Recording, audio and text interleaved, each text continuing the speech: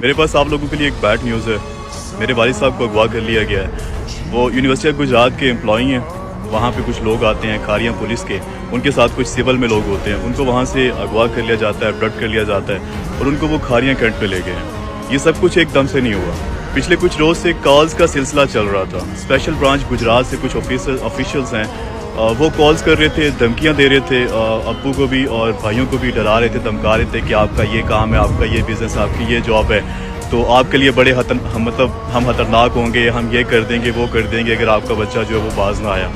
تو اس سے پہلے بھی ایک بار ان لوگوں نے میرے ڈیڈ کو اٹھایا تھا, اسپیشل برانچ والوں نے بات کرنے کے لیے بلایا تھا گجرات میں, لیکن وہاں سے پھر کھاریاں کینٹ میں لے گئے تھے. کھاریاں کینٹ میں میجر فہیم نامی کوئی شخص تھا ISI کا, تو اس نے یہ سارا کیس ڈیل کیا تھا. اور اس وقت بھی ان لوگوں نے مجھے پریشرائز کیا تھا اور مجھے کہا تھا کہ آپ نے وہ جو آرمی کے خلاف ویڈیوز بنائی ہیں ان کو آپ ڈیلیٹ کریں.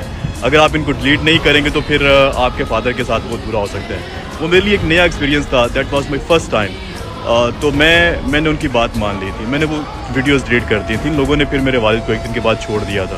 اس وقت میرے چچو بھی ساتھ تھے, دونوں کو اپڈیٹ کیا ہوا تھا. لیکن اب ان لوگوں نے اگین یہ کام کیا ہے, اور اب اگین جہاں تک لاسٹ ٹائم جو گورنمنٹ سے بات ہوئی تھی, اسپیشل برانچ کے جو آفیشیلس تھے وہ یہی ڈیمانڈ کر رہے تھے کہ اس کے جو اکاؤنٹس کے لاگ ان ہے وہ یہ ہمیں دے دیں, کیونکہ شاید ان کو یقین نہیں ہے کہ میں ڈیلیٹ کروں گا یا میں پیچھے ہٹوں گا. اس لیے یا تو وہ میرے اکاؤنٹس کے لاگ انز لے کے خود یوز کرنا چاہ رہے ہیں, یا نیگیٹو یوز کرنا چاہ رہے ہیں, یا میری آواز بند کرنا چاہتے ہیں. میں پہلے دن سے پاکستانی عوام کے لیے بات کر رہا ہوں. میں پاکستان میں آئین کی بالادستی کے لیے, رول آف لاء کے لیے, عدل و انصاف کے لیے ہمیشہ بات کرتا رہوں گا.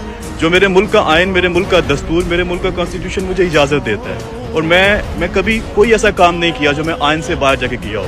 اگر میں نے آپ کسی کو بھی لگتا ہے کہ میں نے کوئی ایسا کام کیا ہے, آپ کے پاس پاکستان میں بنائی ہوئی ساری آپ کی عدالتیں, آپ کسی عدالت میں مجھے میرے اوپر کیس کریں, میں جا کے وہاں پہ اپنے آپ کو پریزنٹ کروں گا, میں اپنا کیس لڑوں گا.